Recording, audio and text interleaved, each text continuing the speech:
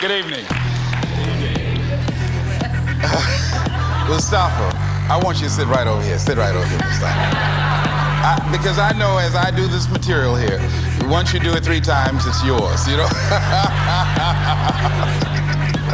So I want you to be close to me.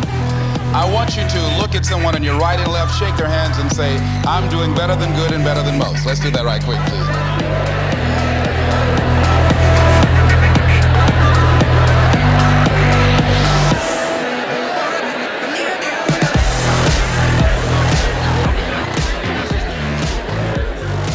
All right. I'd like to talk with you this evening about being hungry. Somebody said, I'm hungry. It is something I like to share some ideas and thoughts with you. I'm not asking that you believe anything that I say.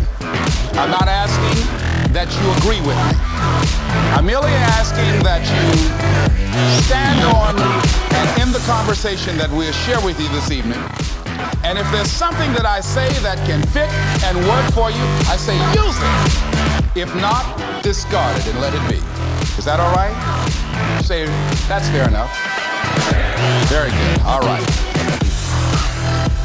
One of the things I have realized, and many of us have, that if you want something out of life, if you want to change yourself, if you want to acquire something, if there's some goal that you want to reach, that it's really not easy as some people will make us feel. That living your dream, changing your behaviors, overcoming negative habits, it's challenging. It's hard. That living alone is just very difficult. And once we begin to come to grips with the fact that living is difficult, life is very challenging. I heard a song once by a guy named Dimples called, If It Ain't One Thing, It's Another. I say to you, if it ain't one thing, it's 12 others. Always something. You will never ever have a problem-free moment in life.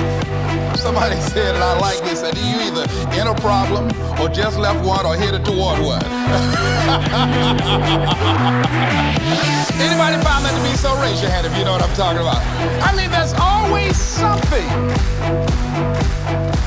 So how do we begin to nurture that hunger? What are the characteristics or the qualities of people that are hungry? What will it take for me to get some of the things that I want? Being hungry for those things. Number one, you've got to work on yourself. It's very important that you engage in an ongoing process to develop you. Spend more time on yourself than what you've been spending. It's very important. You owe that to yourself. I was reading a book by Ark Mandino called The University of Success. Read one line, gave me a chill. I didn't have to read anything else in the book.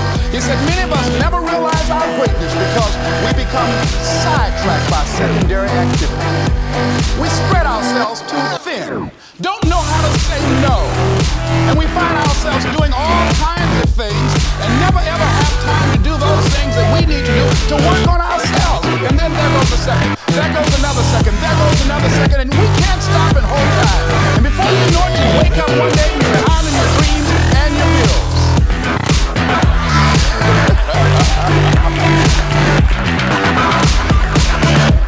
So decide that you're going to take some time to work on you, that you deserve that from yourself, that your life deserves some prime time, because you are creating your own production. As Michael Todd would say, you are the star of your show, you are the director, you're writing the script, and you will determine whether your life is a smash office hit or flop.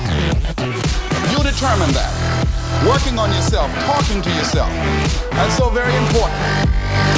Overcoming the negative conversation, that inner dialogue is going on all the time.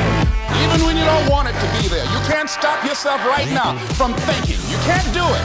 It's going on. And so learning how to empower yourself, part of doing that is standing up to yourself.